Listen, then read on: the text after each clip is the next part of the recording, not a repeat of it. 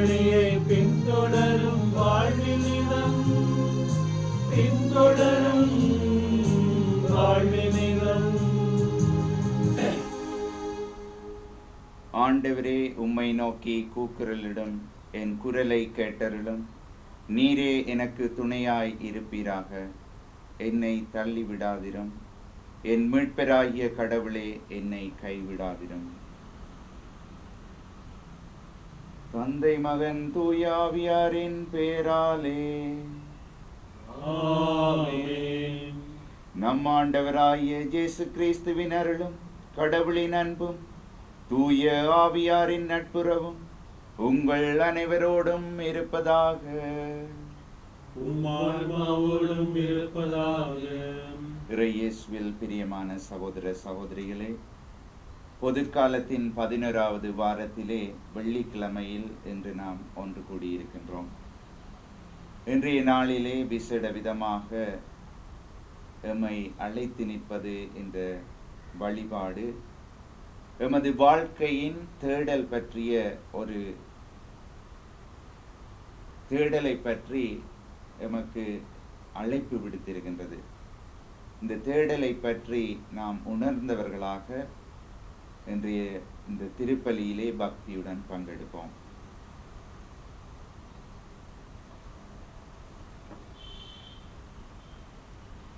சகோதர சகோதரிகளே, தூய மறை நிகழ்வை கொண்டாட நாம் தகுதி பெறும் பொருட்டு நம் பாவங்களை ஏற்றுக்கொள்வோம்.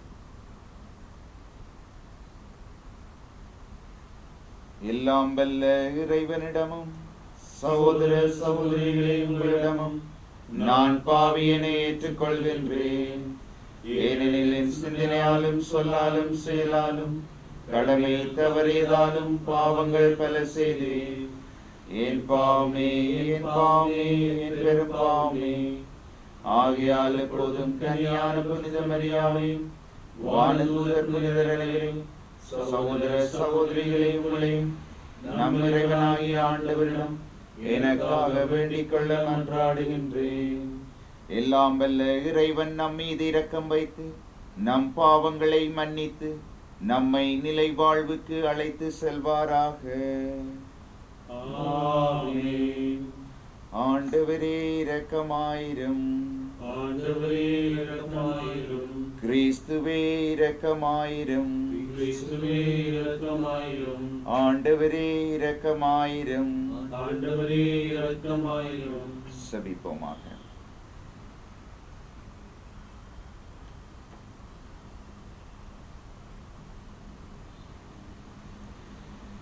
இறைவா, உம்மை நோக்கி இருப்போரின் ஆற்றலானவரே, உம்மால் அன்றி வலுவற்ற எங்களால் ஒன்றும் செய்ய இயலாது.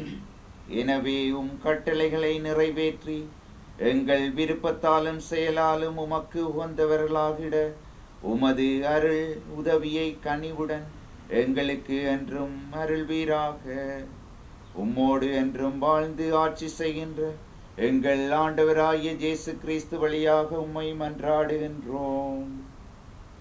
ஆமென்.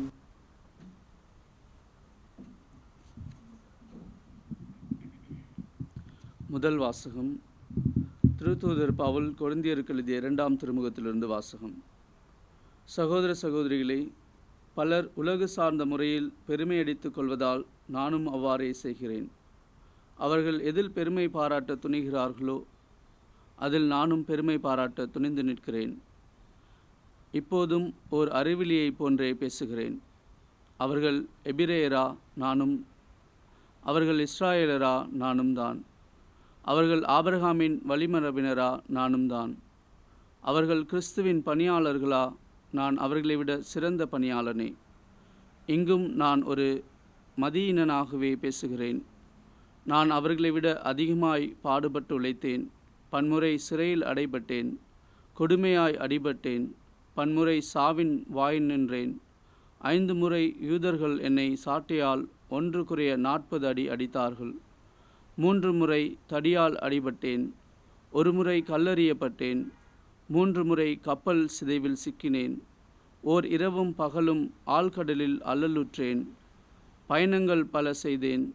அவற்றில் ஆறுகளாலும் இடர்கள் கள்வராலும் இடர்கள், என் சொந்த மக்களாலும் இடர்கள், பிற மக்களாலும் இடர்கள், நாட்டிலும் இடர்கள், காட்டிலும் இடர்கள், கடலிலும் இடர்கள், போலி திருத்தூதர்களாலும் இடர்கள், இப்படி எத்தனையோ இடர்களுக்கு ஆளானேன். பாடுபட்டு உழைத்தேன், பன்முறை கண் விழித்தேன், பசி தாகமுற்றேன், பட்டினி கிடந்தேன், குளிரில் வாடினேன், ஆடையின்றி இருந்தேன். இவை தவிர எல்லா திருச்சபைகளையும் பற்றி கவலை எனக்கு அன்றாட சுமையாயிருந்தது. யாராவது வலுவற்றிருந்தால் நானும் அவரை போல் ஆவதில்லையா? யாராவது பாவத்தில் விழ நேர்ந்தால் என் உள்ளம் கொதிப்பதில்லையா? நான் பெருமை பாராட்ட வேண்டும் என்றால் என் வலுவின்மையை பற்றியேதான் நான் பெருமை பாராட்ட வேண்டும். ஆண்டவரின் அருள்வாக்கு. பதிலுரை பாடல். ஆண்டவர் இடுக்கண்களினின்று நீதிமான்களை விடுவிக்கின்றார். ஆண்டவர் இடுக்கண்களினின்று நீதிமான்களை விடுவிக்கின்றார்.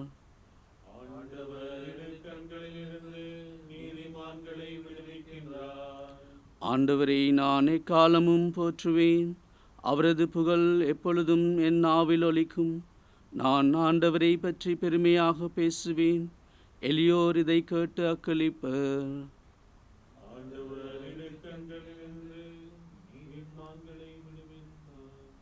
என்னுடன் ஆண்டவரை பெருமைப்படுத்துங்கள். அவரது பெயரை ஒருமிக்க மேன்மைப்படுத்துவோம். துணை வேண்டி நான் ஆண்டவரை மன்றாடினேன். அவர் எனக்கு மறுமொழி பகர்ந்தார். எல்லா வகையான அச்சத்தினின்றும் அவர் என்னை விடுவித்தார். ஆண்டவர் இடுக்கண்ணினின்று நீதிமான்களை விடுவிக்கின்றார். அவரை நோக்கி பார்த்தோர் மகிழ்ச்சியால் மிளிர்ந்தனர். அவர்கள் முகம் அவமானத்திற்குள்ளாகவில்லை. இந்த ஏழை கூவி அழைத்தான். ஆண்டவர் அவனுக்கு செவிசாய்த்தார். அவர் எல்லா நெருக்கடியினின்றும் அவனை விடுவித்தார். ஆண்டவர் இடுக்கண்களினின்று நீதிமான்களை விடுவிக்கின்றார்.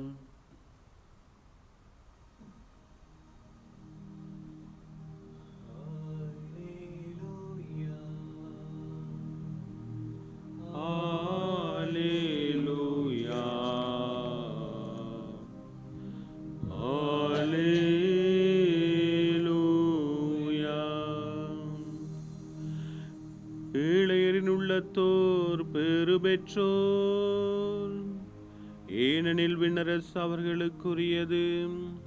அல்லேலூயா அல்லேலூயா அல்லேலூயா அல்லேலூயா.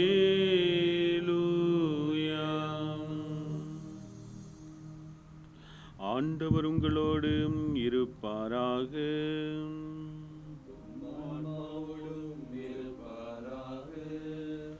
தூய மத்தேயு எழுதிய நற்செய்தியிலிருந்து வாசகம்.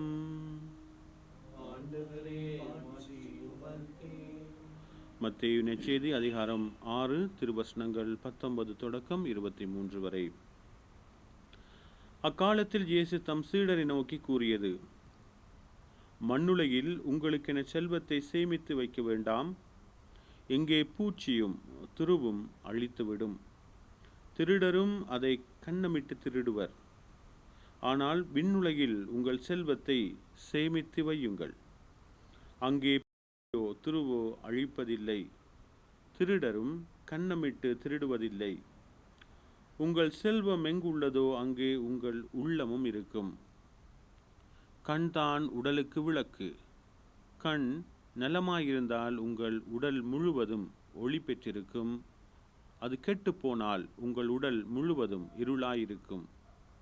ஆக உங்களுக்கு ஒளி தர வேண்டியது இருளாயிருந்தால் இருள் எப்படி இருக்கும்? இது வாழ்வு தரும் கிறிஸ்துவின் நற்செய்தி.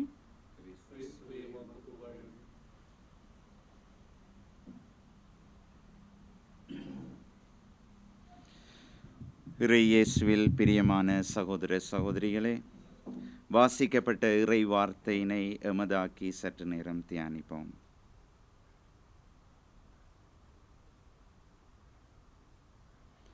உங்கள் செல்வம் எங்கு உள்ளதோ அங்கே உங்கள் உள்ளமும் இருக்கும். இன்றைய நற்செய்தி வாசகத்திலே இறைமகன் இயேசு எமக்கு கொடுத்திருக்கின்ற ஒரு செய்தி வாழ்க்கையின் தேடல். வாழ்க்கையில் எமது மனித வாழ்க்கையில் ஒவ்வொரு மனிதனுக்கும் ஒவ்வொரு விதமான தேடல்கள் இருக்கின்றன. இதிலே உளவியல் அறிஞர் சிக்மண்ட் ஃப்ராய்ட் அவர்கள் சொல்லுகின்றார், இன்பத்தின் தேடல், வாழ்க்கையில் இன்பத்தின் தேடல் ஒரு வலிமையானதாக ஒரு மனிதனின் வாழ்க்கையில் இருக்கின்றது. இவ்வாறாக பார்க்கின்ற பொழுது வாழ்க்கையில் ஒரு மனிதன் ஒரு நல்ல நிலைமைக்கு வர வேண்டும் என்ற ஒரு நோக்குடன் அவன் பயணித்து கொண்டிருக்கின்றான். இவ்வாறாக பயணித்து கொண்டிருக்கும் பொழுது அவனுடைய வாழ்க்கையினை ஒரு சிறந்த நிலைக்கு எவ்வாறெல்லாம் செய்ய முடியுமோ அவ்வாறான நிலைமைகளை தகத்தெறிந்து அவன் ஒரு தேடலின் மூலம் அவன் வாழ்க்கையை ஒரு சிறந்த முறைக்கு கொண்டு செல்கின்றான். இந்த இன்பத்தின் தேடல், இந்த சிக்மண்ட் ஃப்ராய்ட் சொல்கிறது மாதிரி இன்பத்தின் தேடல் தான் ஒரு மனிதனின் ஒரு உச்சகட்டமாக இருக்கின்றது. அதாவது இன்பத்திற்காக செல்வத்தினை தேடுதல், பிள்ளைகளினை தேடுதல், அதேபோல் ஒரு பொருளானது அவனுக்கு ஒரு தேடலை கொடுக்கின்றது. இதைத்தான் இன்றைய வாசகத்தில், இன்றைய நற்செய்தியில் எமக்கு கொடுக்கின்ற இயேசுநாதர் எமக்கு கொடுக்கின்ற ஒரு செய்தி. அதாவது நீங்கள் இந்த உலகிலே எதையெல்லாம் தேடி உங்கள் இன்பத்தை சொத்தாக்கி கொள்கின்றீர்களோ அவை நிலையற்றதாக இந்த உலகத்திலே இருக்கின்றது. நிலையான செல்வமானது ஒன்றே ஒன்று. எமது வாழ்க்கையின் தேடலில் ஒரு நிலையான செல்வமானது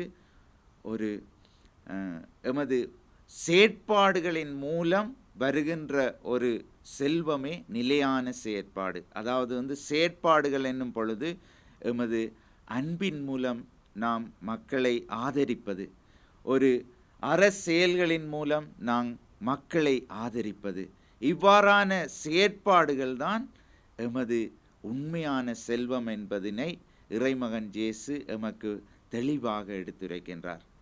அன்றைய காலகட்டத்திலே எகிப்திலே பார்த்தீர்களாக இருந்தால், ஒருவர் இறந்து விட்டால், அதாவது ஒரு அரசன் ஒருவன் இறந்து விட்டால் அவன் சேகரித்த அனைத்து செல்வங்களையும் ஒன்றாக போட்டு ஒரு பிரமிட்டிலே அவரை அடக்கம் செய்வார்கள். அந்த பிரமிட்டிலே, அதாவது அவர் சேர்த்த செல்வங்களையெல்லாம் அவருடன் இணைத்து அந்த பிரமிட்டிலே அடக்கம் செய்து விடுவார்கள். இந்த அடக்கமானது ஒரு நம்பிக்கையை அந்த எகிப்து மக்களுக்கு கொடுத்தது. எவ்வாறென்றால், அவர் செல்வத்தினை சேர்த்தார், இவர் மீண்டும் ஒரு வாழ்விலே அவருடைய அந்த செல்வமும் சேர்ந்து வரும் என்ற ஒரு நம்பிக்கையின் அடிப்படையில், ஒரு மூட நம்பிக்கையின் அடிப்படையில் அவர்கள் அந்த செல்வங்களினை அந்த பிரமிட்டிலே போட்டு அவரை அடக்கம் செய்தார்கள். இவ்வாறான ஒரு மூட நம்பிக்கை இன்றைய காலகட்டத்திலும் எமது நடைமுறையிலே நடைபெற்று கொண்டிருக்கின்றது.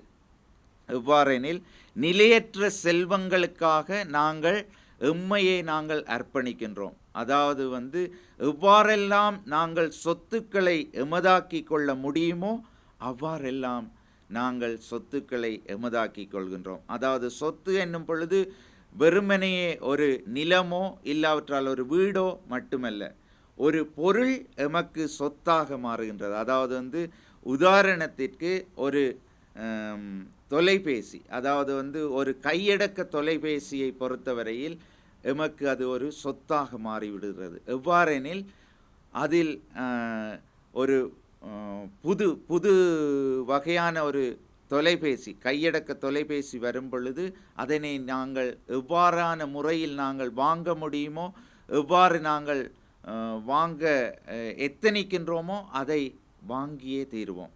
அதை வாங்கிய பின்னர் அது எமக்கு சொத்தாக மாறிவிடுகிறது. அது எமக்கு ஒரு எம்மை ஆட்டி படைக்கின்ற ஒரு செல்வமாக மாறிவிடுகின்றது. இவ்வாறான ஆட்டி படைக்கின்ற அந்த செல்வங்களை நாம் எமதாக்கி கொள்ளுதல் தவறு என்பதனை இன்றைய நற்செய்தி வாசகமானது எமக்கு கொடுக்கின்றது. இவ்வாறான செல்வங்களானது எமக்கு நிலையற்றது. ஆனால் ஒரு நிலையான செல்வமானது இறைவனை எமது சொத்தாக்கி கொள்வது. நல்ல செயற்பாடுகளின் மூலம் நாங்கள் இறைவனை எமதாக்கி கொள்வதுதான் மிகவும் முக்கியமான ஒரு செல்வமாகவும் எமது வாழ்க்கையின் தேடலாகவும் அமைகின்றது. எனவேதான் இந்த இறுதியான இந்த வாசகத்திலே இறுதியாக கூறப்படுகிறது, கண்தான் உடலுக்கு விளக்கு, கண்தான் உடலுக்கு விளக்கு. எமது கண் என்னும் பொழுது நாங்கள் வெறுமனையே எமது உடல் சார்ந்த கண்ணாக நாங்கள் இதனை எடுத்துக்கொள்ளக்கூடாது.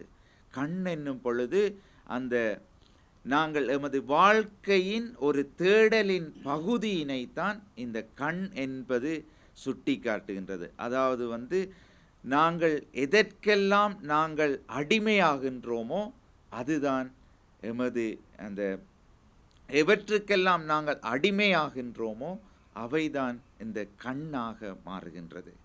இவ்வாறாகத்தான் அந்த கொரிந்து மக்களும் ஒரு முறை அவர்கள் எல்லோருமே பகிர்ந்து வாழும் ஒரு தன்மையினை உடையவர்களாக இருந்தார்கள். ஆனால் காலப்போக்கிலே அவர்கள் இந்த முதலாவது வாசகத்திலே கூறப்பட்டது போல் அவர்கள் கொரிந்து மக்கள் தம்மை பிரித்து காட்டுபவர்களாக காண்கின்றார்கள். யார் பெரியவர், நானா நீயா என்னும் ஒரு தன்மையினை கொண்டவர்களாக மாறுகின்றார்கள் இந்த கொரிந்து மக்கள். எனவேதான் இறைமகன் இயேசு எமக்கு இந்த நற்செய்தி வாசகத்திலே கூறுகின்றார், நானா நீயா என்னும் பெரிய அந்த தன்மையினை விட்டு ஒரு நிலையான செல்வத்தை பற்றி நாங்கள் பயணிக்க எம்மை அழைப்பு விடுக்கின்றார். அதாவது மண்ணுலகில் உங்களுக்கென செல்வத்தை சேமித்து வைக்க வேண்டாம், இங்கே பூச்சியும் துருவும் அழித்துவிடும். ஒரு உண்மையான செல்வம் எமது செயற்பாடுகளின் மூலம், எமது செயல்களின் மூலம் நாங்கள் திரட்டும் ஒரு செல்வமே நிலையான செல்வமாக இருக்கின்றது. எனவே எம்மை நாங்கள் முழுமையாக அலசி ஆராய்ந்து இந்த திருப்பலியிலே பக்தியுடன் பங்கெடுப்போம். ஆமென்.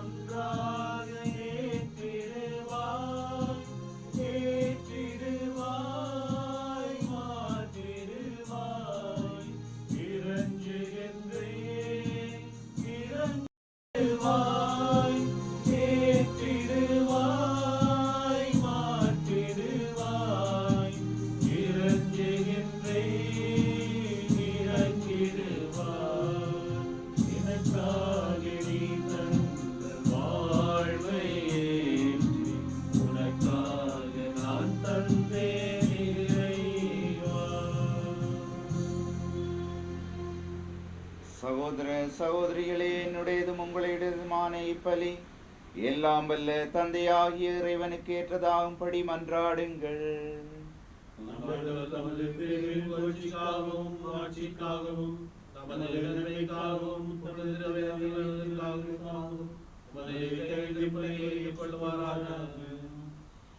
இறைவா, மக்களினத்தார் ஒப்புக் கொடுக்கும் இந்த அப்ப இரச காணிக்கைகள் எங்களுக்கு ஊட்டமளிக்கும் உணவாகவும் எங்களை புதுப்பிக்கும் அருள் அடையாளமாகவும் மாற செய்கின்றீர். அதனால் இவற்றின் அருளுதவி எங்கள் உடலுக்கும் மனதுக்கும் என்றும் உறைவுபடாமல் கிடைக்க அருள் புரிவீராக. எங்கள் ஆண்டவராகிய இயேசு கிறிஸ்து வழியாக உம்மை மன்றாடுகின்றோம். ஆமென். ஆண்டவர் உங்களோடு இருப்பாராக. உம் ஆன்மாவோடும் இருப்பாராக. இது எங்களை மேலே எழுப்புங்கள். ஆண்டவரிடம் எழுப்பியுள்ளோம். நம் இறைவனாகிய ஆண்டவருக்கு நன்றி கூறுவோம். அதுவே தகுதியும் நீதியுமானது. ஆண்டவரே, தூயவரான தந்தையே, என்றுமுள்ள எல்லாம் வல்ல இறைவா, எந்நாளும் எவ்விடத்திலும் நாங்கள் உமக்கு நன்றி செலுத்துவது மெய்யாகவே தகுதியும் நீதியுமாகும். எங்கள் கடமையும் மீட்புக்குரிய செயலுமாகும். அழிவுக்குரிய மனிதருக்கு உமது இறை இயல்பின் ஆதரவை அளிக்கின்றீர். மேலும் மனிதனின் சாகும் தன்மையை பிணிபோக்கும் மருந்தாக பயன்படுத்தி நாங்கள் எவ்வாறு அழிவுற்றோமோ அவ்வாறே எங்கள் ஆண்டவராகிய கிறிஸ்து வழியாக எங்களுக்கு மீட்பு அருளுகின்றீர். இவை அனைத்தாலும் அளவற்ற மாட்சி உமக்கே உரியது என்பதை உணர்கின்றோம். அவர் வழியாக உமது மாண்பை வானதூதர்களின் அணிகள் வழிபடுகின்றன. உமது திருமுன்ன காலத்தும் மகிழ்கின்றன. அவர்களோடு எங்கள் குரலையும் சேர்த்து கொள்ளுமாறு நாங்கள் உம்மை தாழ்மையுடன் இறைஞ்சி புகழ்ந்து அக்களிப்புடன் சொல்வதாவது: தூயவர், தூயவர், தூயவர், வான்படைகளின் கடவுளாம் ஆண்டவர். விண்ணகமும் மன்னகமும் உமது ஆட்சியால் நிறைந்துள்ளன. உன்னதங்களிலே ஓசானா. ஆண்டவர் பேரால் வருபவர் ஆசி பெற்றவர். உன்னதங்களிலே ஓசானா. ஆண்டவரே, நீர் மெய்யாகவே தூயவர், தூய்மை அனைத்துக்கும் ஊற்று. ஆகவே உம்முடைய ஆவியை பொழிந்து இக்காணிக்கைகளை தூய்மைப்படுத்த உம்மை மன்றாடுகின்றோம். இவ்வாறு எங்கள் ஆண்டவர் இயேசு கிறிஸ்துவின் உடலும் இரத்தமுமாக எங்களுக்கு இவை மாறுவனவாக. அவர் பாடுபட உளம் கனிந்து தம்மை கையளித்த போது அப்பத்தை எடுத்து நன்றி செலுத்தி அதை பிட்டு தம் சீடர்களுக்கு அளித்து அவர் கூறியதாவது: அனைவரும் இதிலிருந்து பெற்று உண்ணுங்கள், ஏனெனில் இது உங்களுக்காக கையளிக்கப்படும் என் உடல்.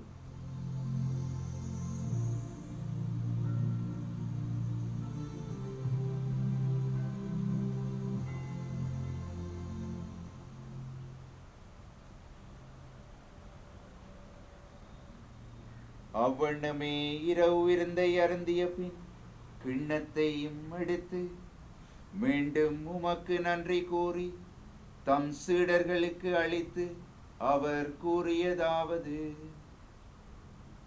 அனைவரும் இதிலிருந்து பெற்று பருகுங்கள், ஏனெனில் இது புதிய நிலையான உடன்படிக்கைக்குரிய என் இரத்தத்தின் கிண்ணம். இது பாவ மன்னிப்புக்கன்று உங்களுக்காகவும் பலருக்காகவும் சிந்தப்படும். இதை என் நினைவாக செய்யுங்கள்.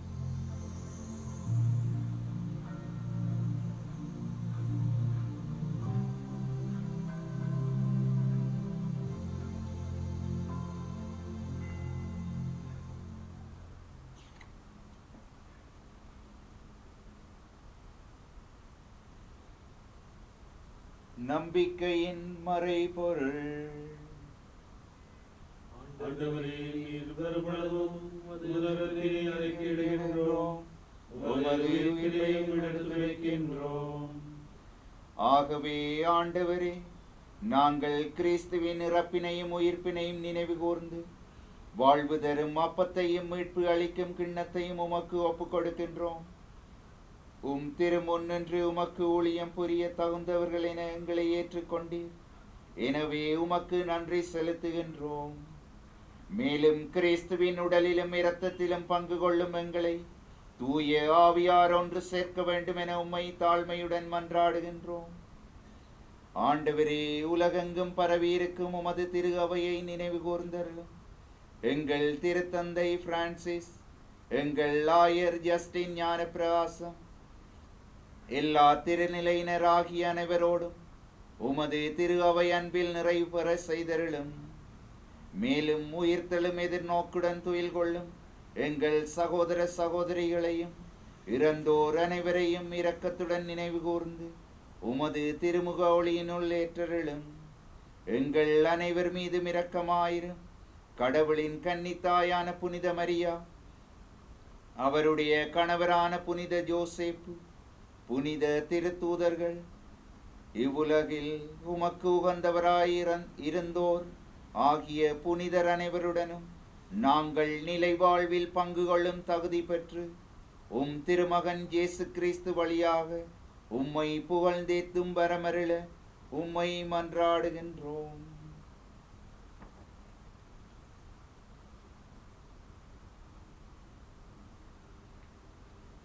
இவர் வழியாக இவரோடு இவரில் எல்லாம் வல்ல இறைவனாகிய தந்தையே, தூய ஆவியாரின் ஒன்றிப்பில் எல்லா புகழும் ஆட்சியும் என்றென்றும் உமக்கு உரியதே.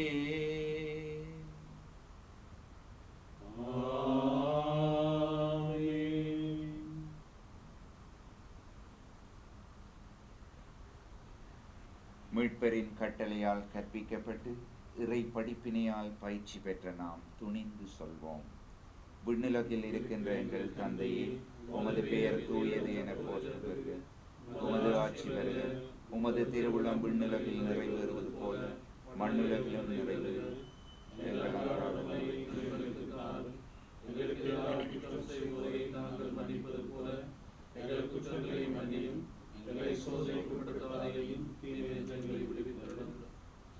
ஆண்டவரே, தீமை அனைத்திலிருந்து எங்களை விடுவித்து எங்கள் வாழ்நாளில் அமைதியை கனிவுடன் அருள உம்மை மன்றாடுகின்றோம்.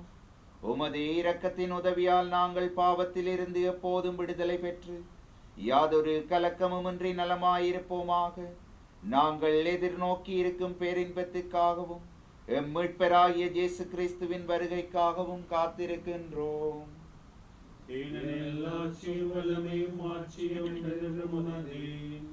ஆண்டவரே இயேசு கிறிஸ்துவே, அமைதியை உங்களுக்கு விட்டு செல்கின்றேன், என் அமைதியையே உங்களுக்கு அளிக்கின்றேன் என்று திருத்தூதர்களுக்கு மொழிந்தீரே. எங்கள் பாவங்களை பாராமல் உமது திரு அவையின் நம்பிக்கையை கண்ணோக்கி உமது திருவுள்ளத்திற்கேற்ப அதற்கு அமைதியையும் ஒற்றுமையும் அளித்தருள்வீராக. என்றென்றும் வாழ்ந்து ஆட்சி செய்கின்ற எங்கள் ஆண்டவராகிய கிறிஸ்து வழியாக உம்மை மன்றாடுகின்றோம். ஆமென்.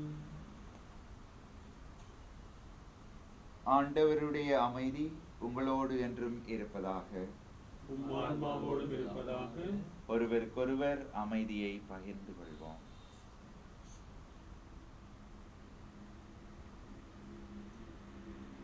உலகின் பாவங்களை போக்கும் இறைவனின் செம்மறியே, எங்கள் மேல் இரக்கமாயிரும். உலகின் பாவங்களை போக்கும் இறைவனின் செம்மறியே, எங்கள் மேல் இரக்கமாயிரும். உலகின் பாவங்களை போக்கும் இறைவனின் செம்மறியே, எங்களுக்கு அமைதியை அளித்தருளும்.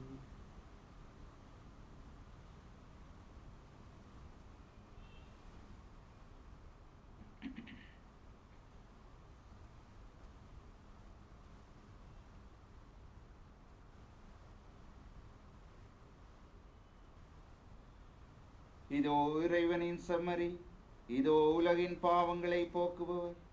செம்மறியின் விருந்துக்கு அழைக்கப்பெற்றோர் பெறு பெற்றோர். ஆண்டவரே, திருவிருந்தினருட நான் தகுதியற்றவன். ஆனால் ஒரு வார்த்தை மட்டும் சொல்லியருளும், எனது ஆன்மா நலமடையும். கிறிஸ்துவின் உடலும் இரத்தமும் எங்களுக்கு நிலை வாழ்வு அளிப்பதாக.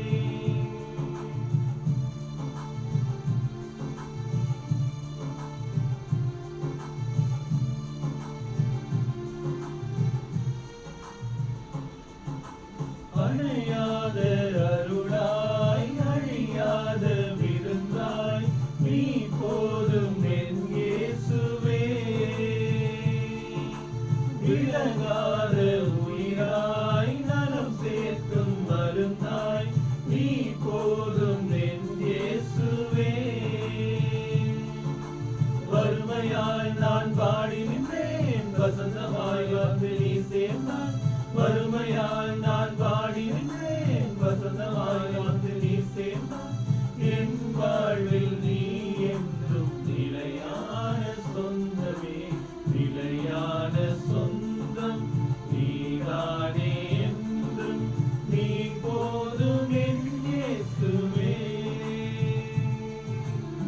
உயராது என்று அழைக்கின்ற செல்வம் நீ போதும் என் இயேசுவே. கொடியாக நீயும் கிளையாக நானும் பிரியாத வரம் வேண்டுமே. கடலான நீயும் நதியான நானும் இணை சேர அருள் வேண்டுமே. உனை காண என் விழிகள் ஒளி தேடுதே. உனை அன்றி என் வாழ்வு குமிழ் போன்றதே. உனை காண என் விழிகள் ஒளி தேடுதே. உனை அன்றி என் வாழ்வு குமிழ் போன்றதே.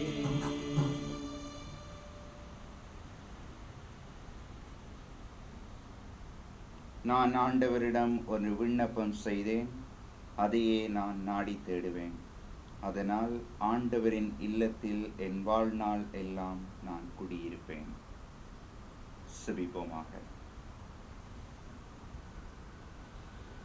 ஆண்டவரே, நாங்கள் உட்கொண்ட உமது திரு உணவு நம்பிக்கையாளர் உம்மில் ஒன்றித்திருப்பதை குறித்து காட்டுகின்றது. இதுபோல உமது திரு அவையிலும் ஒற்றுமையை அது விளைவிப்பதாக. எங்கள் ஆண்டவராகிய இயேசு கிறிஸ்து வழியாக உம்மை மன்றாடுகின்றோம். ஆமென். ஆண்டவர் உங்களோடு இருப்பாராக. உம் ஆன்மாவோடும் இருப்பாராக.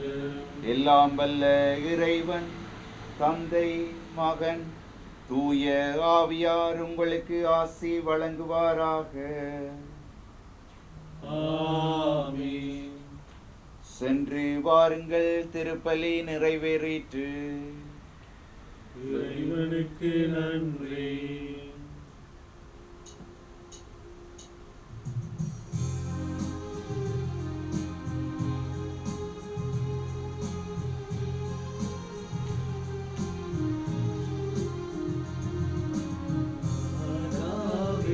சரணம் உந்தன் பாதாரம் புவிக்காதாரம் கன்னி மாதாவே சரணம்.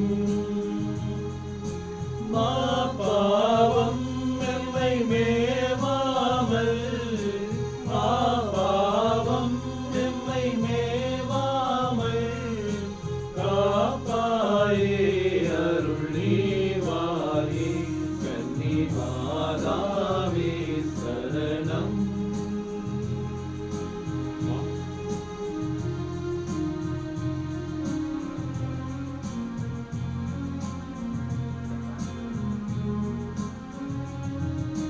மாசில்லா மனமும் இயேசுவின் உள்ளமும் மாந்தரின் தவறால் நோயுறக் கண்டோ.